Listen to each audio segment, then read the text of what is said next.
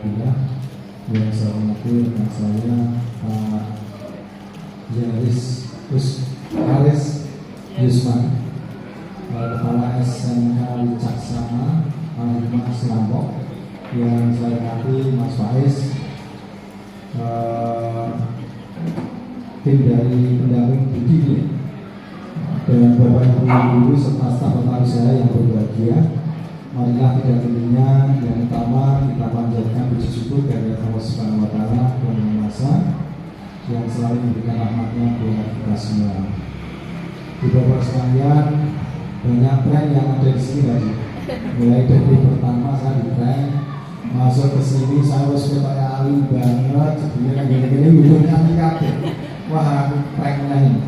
Nah ternyata di sini lagi nyanyi, ternyata yang nyanyi malah cewek-cewek kabeh gitu, yang cowoknya nonton gitu. Belum lagi ditambah ada anak kita yang hebat ini, yang luar biasa, yang punya potensi dan kembangkan ini. Di Bapak sekalian, terkait dengan kegiatan PK, ada saya memang kemarin juga sih Pak ya, pertama, tapi saya mohon maaf karena kondisi badan tidak enak sehingga saya lakukan Pak Selamat, dan hari ini saya berusaha untuk kesini kebetulan juga bersamaan dengan Ma'arif NU di Pamiangan, sekaligus nanti ada acara Pak Kabit PSMK di Tonjong, sehingga kita coba untuk berangkat ke sini tadi malam sampai ke sini jam 7, dan saya diajak makan ayam goreng. Saya gorengnya tak banget nih, masalah besok tapi rasanya wah luar biasa sih, enak banget. Ibu bapak sekalian, ada 5 tantangan, 5 hal yang ada di SMKPK ini. Yang pertama adalah kesempatan peningkatan kompetensi guru, kepala sekolah, dan pengawas masih kurang. Bapak ibu sekalian, ini adalah wujud dari peningkatan kompetensi SMKPK. Maka bapak ibu sekalian, jika kita berada di SMKPK, tolong Bapak Ibu sekalian, panjenengan bersikaplah seakan-akan panjenengan itu paling hebat. Boleh ditakoi, wis pokoknya iso kabeh, meskipun jawabannya panjenengan salah ila popo. Asal dengan yakin gitu mesti panjenengan. Bisa sampaikan Mas Faiz seorang gaya guru kok ini bisa Pak, bahkan lebih enak dari itu, mantap dengan zaman seperti itu. Ini adalah zaman orang yang optimis.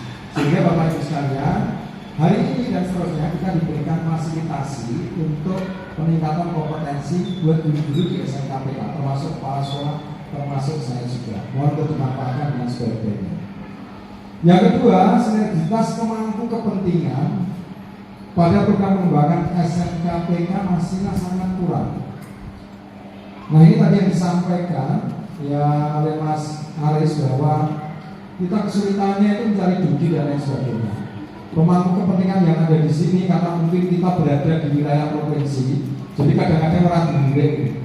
Nah kemarin di beberapa SMKPK ada program kerjasama dengan dinas koperasi dan lain sebagainya, yang mereka menampung semua atau memberikan pendampingan kepada sekolah SMKPK bagi anak-anak yang punya wirausaha dan lain sebagainya. Nah ini mohon untuk dimanfaatkan. Kemudian yang ketiga, belum semua SMKPK mengembangkan kurikulum bersama dengan dunia kerja. Belum semua SMKPK. Jika ada, mungkin hanya semacam legalitas saja, tetapi pada prinsipnya tidak ada action yang dilakukan.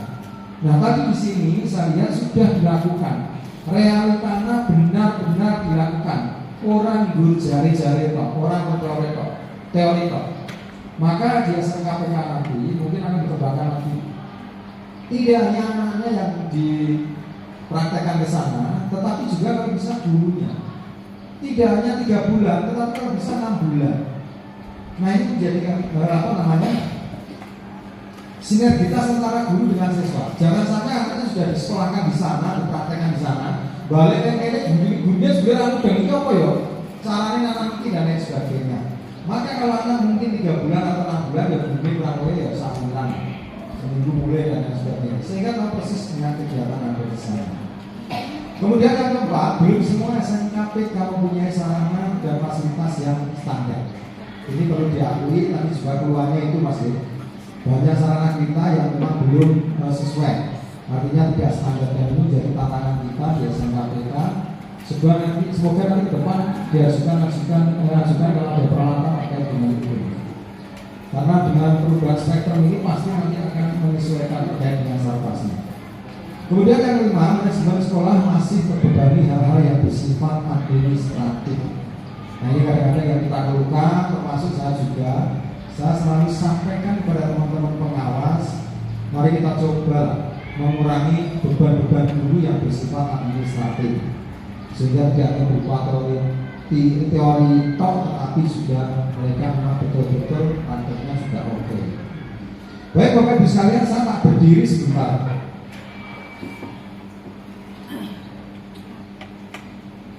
Ibu Bapak sekalian, saya melihat wajah panjenengan ini kayak bahagia banget. Bahagia apa enggak ini? Panjenengan bahagia apa enggak? Bahagia apa enggak? Bahagia. Bahagia harus jawab bahagia Pak. Bahagia, harus bahagia Pak. Nah, berarti bahagia betul. Ibu Bapak sekalian, jadi saya selalu menyampaikan kepada teman-teman yang ada di cabang dinas 11 ini agar kita terus menjaga sehat dulu yang pertama. Yang kedua adalah jangan lupa bahagia. Kenapa bahagia menjadi penting? Karena sejatinya tujuan hidup manusia itu sebenarnya hanya satu, mencari kebahagiaan, baik itu di dunia maupun di akhirat. Enggak Pak, karena saya belum punya istri, saya ingin mencari istri yang cantik. Saya belum punya uang, saya ingin mencari uang yang banyak. Saya belum punya mobil, saya ingin dapat mobil dan lain sebagainya. Ujung-ujungnya panjenengan mau kemana? Ingin memperoleh kebahagiaan. Tetapi Bapak Ibu sekalian, panjenengan harus tahu bahwa kebahagiaan itu tidak tergantung seberapa cantik istri panjenengan, seberapa gagah suami panjenengan, seberapa uang yang Anda miliki. Malah justru bersyukur yang punya istri atau ibu-ibu yang tidak cantik bersyukur. Lha sing jenenge ora ayu kuwi ya awet, Pak. Bu sekarang ini awet, tapi ayu tidak awet. Nanti suatu ketika kita lihat tidak cantik, tetapi suatu ketika tidak cantik. Tapi kalau cantik kan awet terus, cantik, tidak cantik terus. Sampai kapanpun tidak cantik awet. Tapi kalau cantik kan nanti suatu ketika benar menjadi tidak cantik. Maka Bapak Ibu sekalian, kebahagiaan bukan tergantung di situ. Semuanya tergantung dari bagaimana cara kita menghadapinya, penafsiran kita dan lain sebagainya. Dan itu semua adalah dari hati. Bapak Ibu sekalian, jika panjenengan menjadi seorang pendidik, menjadi seorang guru tidak bahagia, Pak, bagaimana murid-murid kita? Panjenengan pasti akan selalu menakutkan di kelas. Salah sithik mesti jengkel. Ana muridé bodoh sithik panjenengan besuro. Ana muridé petakilan sithik jengkel jenengan. Mesti, Pak. Itu tanda-tanda kalau panjenengan tidak bahagia. Lupa bagaimana Pak menghadapi anak yang mohon maaf pelajaran saja nggak bisa. Biarkan saja. Apa yang harus kita lakukan? Rubahlah persepsi kita. Mungkin dia tidak pintar pelajaran saya, tetapi dia pintar pelajaran yang lain. Setiap manusia, pahamkan pada diri panjenengan, Bapak Ibu sekalian, setiap manusia itu pasti punya kecerdasan yang berbeda-beda. Ada anak yang cerdasnya dalam bidang main buzzer. Ada anak yang pinternya olahraga kecerdasannya. Ada anak yang kecerdasannya matematika. Ada anak kecerdasan fisika atau yang lain semuanya. Setiap anak itu mempunyai kecerdasan yang berbeda-beda. Dan setiap kecerdasan itu akan membawa anak itu menjadi sukses. Belum tentu loh Pak, bocah pintar matematika mesti sukses. Nama siapa? Enggak juga Pak. Pintar dakwah itu ya bisa menjadi orang yang sukses. Pintar babalan dia bisa menjadi orang yang sukses. Ronaldo itu matematikanya bijinya elek banget, tetapi babalannya pintar gitu. Dia menjadi orang yang sukses. Duitnya yang akeh juga ahli matematika. Maka Bapak Ibu sekalian, jika panjenengan menghadapi anak-anak seperti itu, tolong pahamkan diri Bapak Ibu semua. Kenapa? Biar panjenengan tidak gelo, biar panjenengan tetap bahagia. Jika panjenengan menghadapi anak yang nakal, Pak, ojo anggap anak itu nakal. Anak itu punya karakter yang unik. Ojo jangan bocah nakalnya ini ngono. Ojo. Itu mungkin karakternya lagi unik. Ya. Oh biasa Pak sih jadi bocah nakal itu biasa terganggu banget. Ya. Maka itu Bapak Ibu sekalian. Ini Bapak sekalian, dalam pembelajaran atau pendidikan vokasi itu dua hal yang akan kita kembangkan. Yang pertama adalah penguatan karakter. Yang kedua adalah pengembangan kompetensi. Kenapa karakter ditempatkan yang pertama, Pak? Karakter menjadi dasar fondasi anak-anak kita. Baru kembangkan nanti kompetensinya. Maka Bapak Ibu sekalian, jika panjenengan mengajar ini ya, mengajar di kelas, yang panjenengan perlu lakukan adalah sentuhlah dulu hatinya, sentuh dulu ajari karakternya. Baru nanti yang disentuh adalah otaknya. Jika panjenengan langsung menyentuh otak anak itu, maka Bapak Ibu sekalian, panjenengan tidak akan mempunyai manfaat yang jauh sampai ke sana. Tetapi ketika panjenengan mengajari bagaimana cara kita bersikap, ketika panjenengan masuk kelas dengan mengucapkan salam, ketika masuk kelas panjenengan dengan tersenyum, ketika masuk kelas menyapa anak-anak kita satu persatu, ajak mereka bersengkrama, ajak diskusi dan lain sebagainya, panjenengan akan diingat anak-anak itu. Kenapa? Karena panjenengan sedang mendidik anak, panjenengan sedang mengajarkan karakter. Dan di sekolah ini, di pondok pesantren ini, karakter paling hebat. Baru setelah itu panjenengan ajari kompetensinya, kembangkan kompetensi anak-anak kita. Pak, nanti waktunya habis Pak. Orang popo banget Pak. Lu HP dia nggak pintar matematika daripada dia tidak punya karakter, tidak bisa tersenyum dan lain sebagainya. Itu jauh lebih penting. Karena ketika kita mengajari karakter, maka yang kita ajarkan adalah tentang nilai-nilai, bukan hanya sekedar angka. Di Bapak sekalian, maka mari kita terus memahamkan diri kita untuk selalu bahagia. Nek panjenengan jadi guru nggak bahagia Pak, repot sekali. Apalagi ada guru yang bangga, wah bocah ini karo aku wedi kabeh. Orang mesti wani, dicerita-cerita aja. Aku yang jawab toh, berarti kono ini ya kayak demit. Karena ditakuti anak-anak kita. Wong ditakuti anak-anak kok seneng. Saya kan seneng, itu malah bahaya buat kita. Bapak Ibu sekalian, panjenengan jika mengajar di kelas, habis waktunya Anda untuk mengajar karakter anak-anak, akhlak dan lain sebagainya, ora usah dulu. Kasih saja anak itu link, kasih aja ini dan lain sebagainya. Mereka akan browsing, mereka mencari tahu ke dunia luar sana. Nah, maka fungsi Bapak Ibu sebagai fasilitator akan tercapai di situ. Tetapi kalau tidak, Pak, panjenengan mau ngajari seakan-akan panjenengan itu yang paling pinter, ini salah besar, Pak. Salah besar. Maka tadi disampaikan, ketika anak-anak kita ajari di sana, ternyata bocah-bocah ini lebih pinter Pak Yusani. Orang sekedar teoris. Nah, ini jadi penting sekali. Di Bapak sekalian, kita lanjut. Ada 5 kunci kebahagiaan. Ada 5 hal yang sering harus kita lakukan supaya kita bahagia. Yang pertama apa? Sering-seringlah tersenyum. Senyumnya harus simetris dan ditahan minimal 5 detik. Ulangi, sering-seringlah senyum. Senyumnya harus simetris, ditahan minimal 5 detik. Iso ora ngono. Pak, senyum yang simetris itu seperti apa? Senyum simetris itu jika tersenyum ditarik ke kanan 1 cm, ke kiri juga 1 cm. Jika ditarik ke kanan 2 cm, ke kiri tidak ditarik, itu artinya senyum yang nyengir. Anara atau stroke. Anara kan? Apa-apa senyum yang tidak simetris ono, Pak. Tanggane itu motor anyar langsung bojone ngomong, "Alah koyo ngono aku iso tuku." Senyum tapi kok ditarik ke kanan tok. Yang kedua, sering-seringlah tertawa. Dan tertawanya harus simetris. Tahan 5 detik. Maka nanti panjenengan aura kebahagiaan akan muncul. Mari, kalau misalnya ada guru sini yang sering tersenyum sendiri, sering tertawa sendiri, biarkan saja. Sekarang sedang menikmati aura kebahagiaan. Yang ketiga apa Bapak Ibu sekalian? Sering-seringlah mengaji. Saya mau tanya, ketika panjenengan punya masalah, ketika panjenengan banyak utang dan lain sebagainya, bagaimana cara untuk menghilangkannya? Sering-seringlah mengaji. Ketika panjenengan mengaji, semua permasalahan seakan-akan hilang. Orang ada masalah kabeh, enteng kabeh. Masuk ke calon dong. Bagaimana cara tip untuk menghindari supaya permasalahan itu menjadi lebih ringan semua?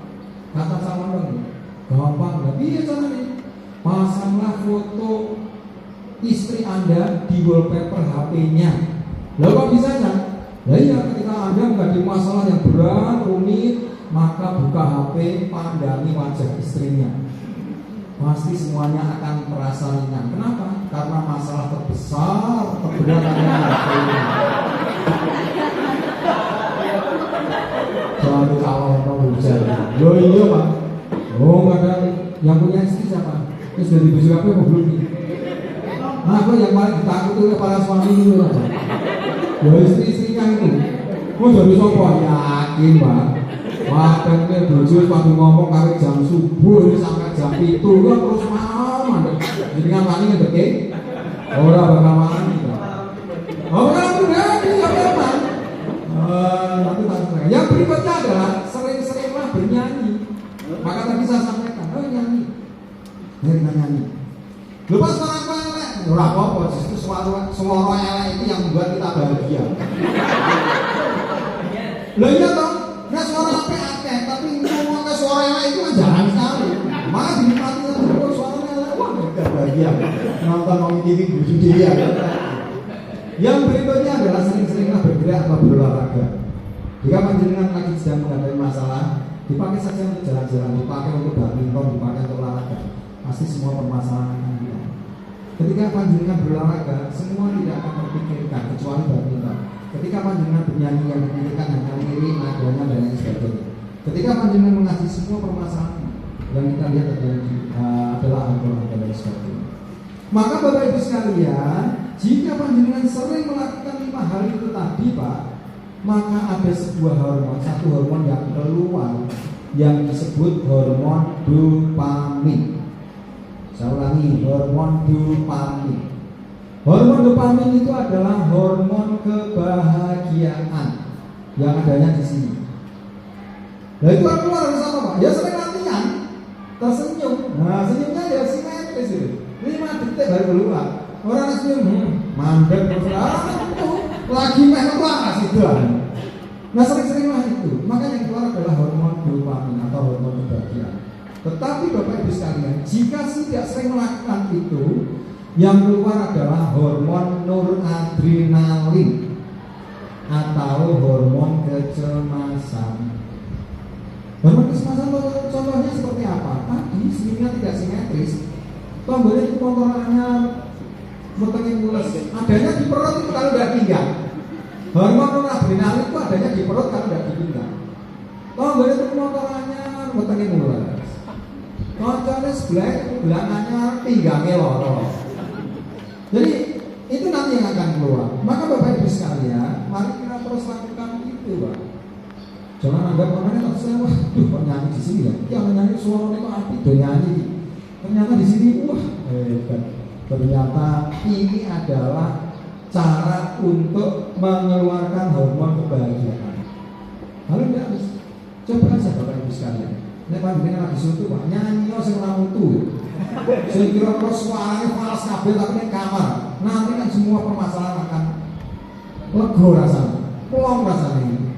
Maka Bapak Ibu sekalian, orang yang bahagia itu kelihatan dari wajahnya, cara senyumnya itu plong. Plong itu ketok ya? Ketok lah, orang plong itu ketok sekali. Makanya saya bisa tanya, panjenengan bahagia atau tidak? Bahagia Pak. Tapi kalau sama apa? Bahagia Pak.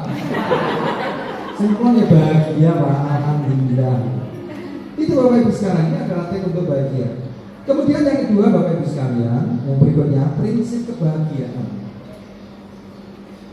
Prinsip kebahagiaan yang pertama adalah kebahagiaan itu urusan memilih. Bukan seberapa yang kita dapat, bukan seberapa cantik istri yang kita punya. Kebahagiaan itu urusan memilih. Kenapa? Karena di otak kita itu ada sistem limbik di otak kita. Itu adalah operator sensor otak kita. Sistem limbi ini bekerja didasarkan atas cara pandang, penafsiran, pemaknaan, dan lain sebagainya.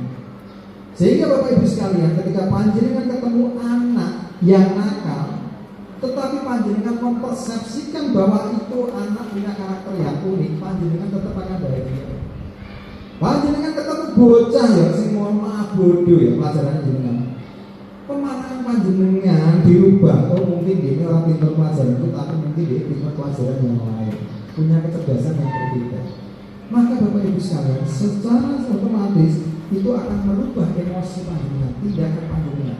Panjenengan menganggap anak itu anak yang punya kecerdasan berbeda. Hatinya panjenengan jadi bahagia. Bocah ajian matematika kan mau orang iso-iso, walau banget kan lho dan lain sebagainya. Ya hati-hati, itu ciptaan Gusti Allah kok bodoh-bodoh apa dosa. Jadi seperti itu Pak. Urusan memilih itu kebahagiaan yang pertama. Pertanyaan saya Bapak Ibu sekalian, ketika Bapak Ibu sekalian punya istri atau punya pacar atau punya suami, apakah yang sekarang itu sesuai dengan harapan Bapak Ibu semua? Sesuai itu di pacar ya. Sini pasti tidak semuanya akan sesuai. Loh berarti Pak kata iya sama. Saya dulu cita-cita saya, harapan saya, soalnya aku di bojo ki wanyune kaya Desi Ratnasari. Ternyata cantiknya lebih dari Desi Ratnasari. Nah itu kan kemarahan saya. Lalu aku terus ngomong bojoku sebenarnya orang ayu dan lain sebagainya. Aku mau mati loh. Lebih cantik daripada Desi Ratnasari. Nah biasanya seperti itu Pak.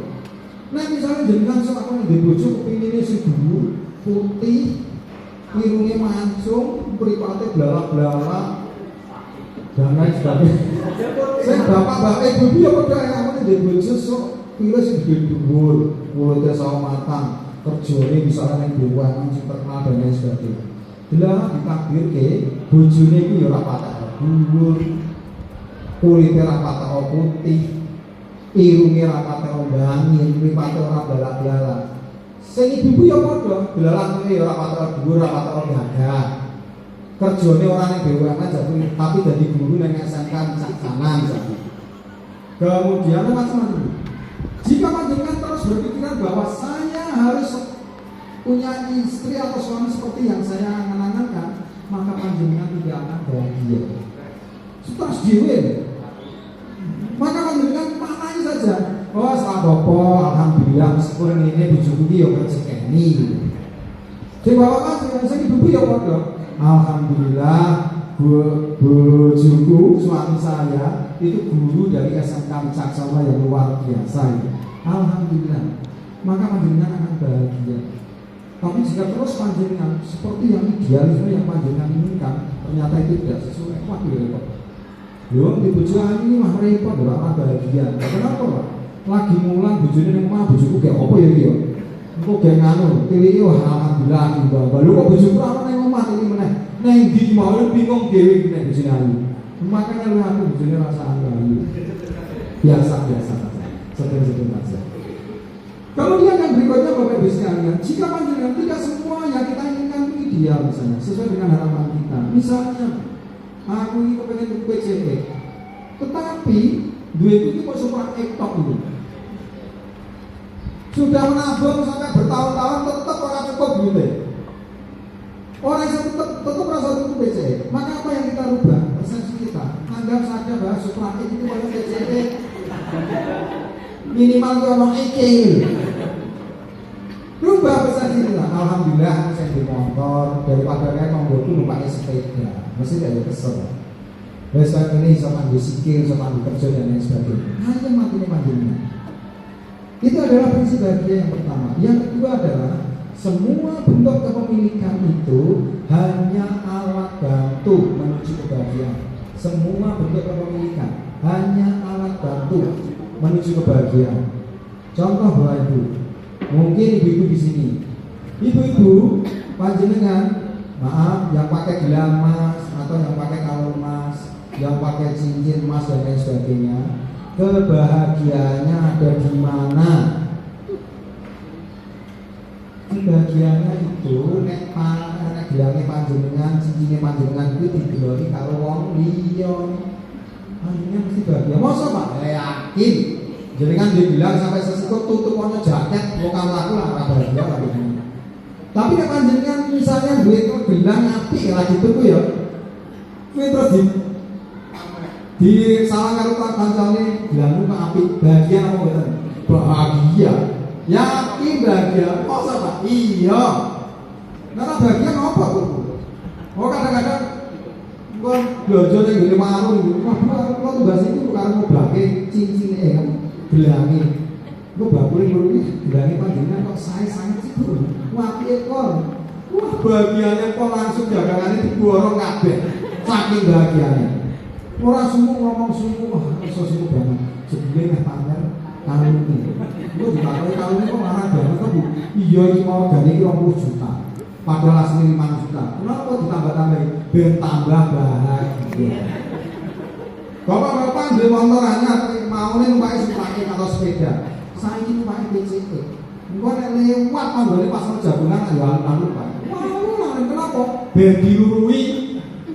Wih, BCT anyar. Iya wargane 25 juta ning toko wono tukune dalek. Ora takok. Karena saking bahagiane. Tuku mobil anyar pertama meskipun rasanya wis diuretke yo, dibuka kocone. Ono tanggane monggo Pak, monggo dan lain sebagainya. Ini mobil anyar alhamdulillah. Bar kelewatan itu pas sekian kali Bu nyawang mobil dhewe. Kamu saking bahagia.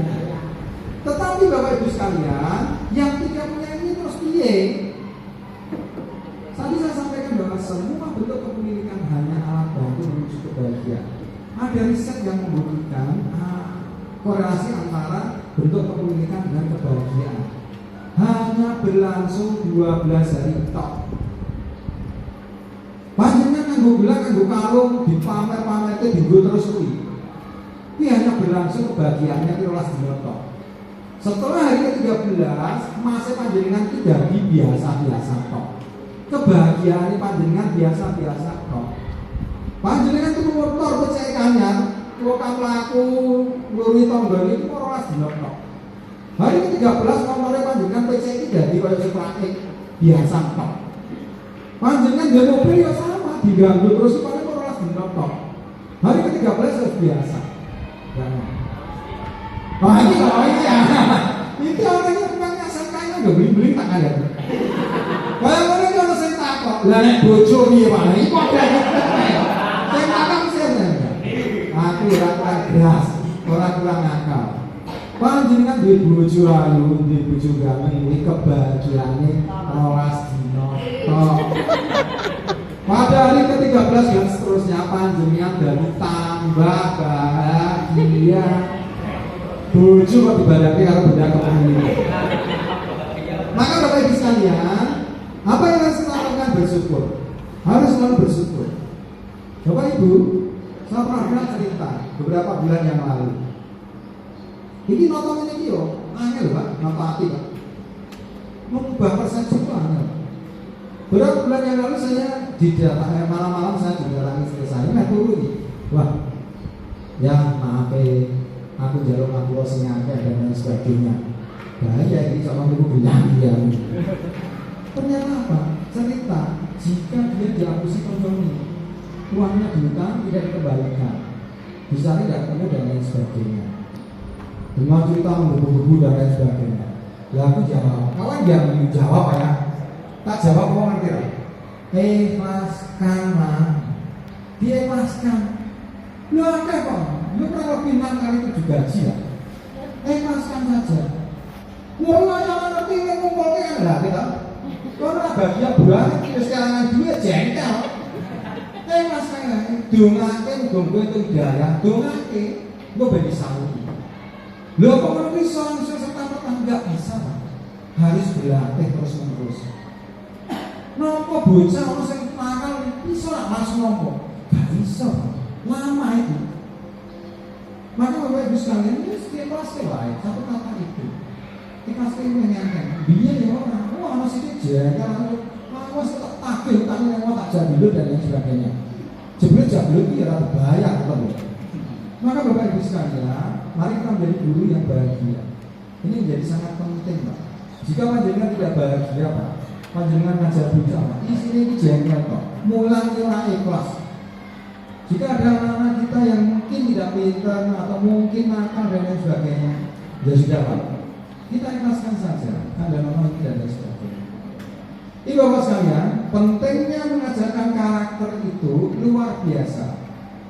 Jadi kalau anak-anak Bapak Ibu sekalian kepingin sukses, maka satu hal yang paling nomor satu kita ajari adalah karakter. Pertanyaan kita, Pak, apakah ketika kita berpakaian baik, berpenampilan bagus, menarik, itu mendidik anak kita berkarakter? Iya, Pak. Jangan dikira harus orang mendidik. Iya, Pak. Nanti anak-anak itu akan diajari bagaimana cara mereka bersikap ketika melamar pekerjaan dan lain sebagainya, harus dibiasakan senyum. Itu mengajarkan karakter, Pak. Bahkan karakter itu bisa menutup kompetensi anak itu.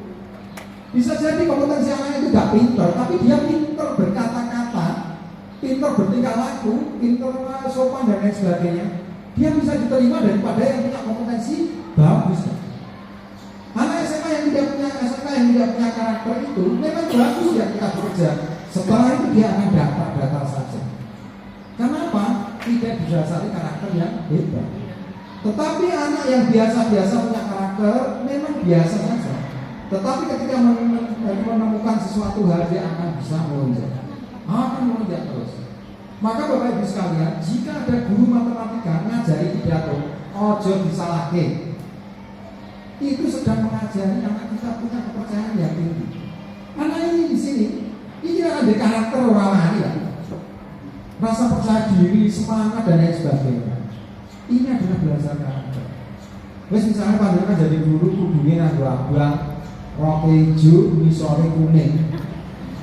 Lho iki ngajari karakter rapi dong. Bocah langsung ki aku ngene perangkatan di kok bangju ngene. Terus bakal muni wah, orang terus orang nganggo lipstik, orang nganggo macam-macam. Kira-kira bocah sebel apa boten? Iya. Memperlakukan anak dengan baik itu menjadikan anak-anak kita merasa tambah bahagia. Maka Bapak Ibu sekalian, siapakah yang menyebabkan pelajaran itu ada yang angel, ada yang gampang?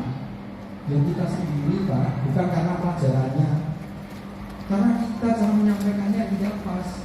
Maka ada anak-anak yang bilang, aku nek diajar buka kok iso ya, tapi nek diajar pakai kok gampang.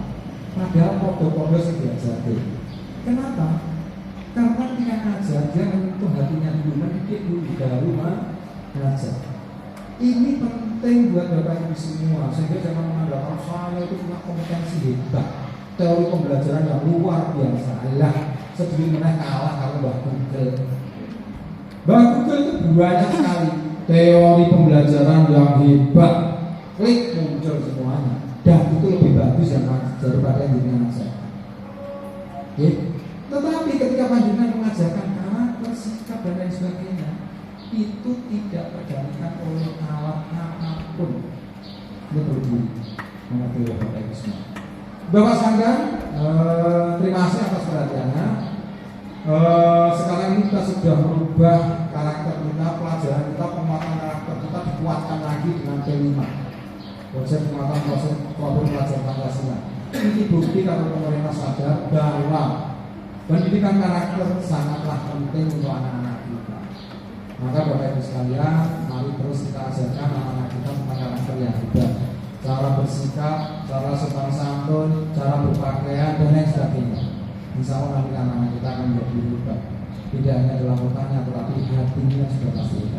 Terima kasih atas perhatian Bapak Ibu semua. Mohon maaf apabila ada perkataan yang tidak berkenan. Sukses semuanya. Jaga sehat dan jangan lupa bahagia. Terima kasih. Assalamualaikum warahmatullahi wabarakatuh.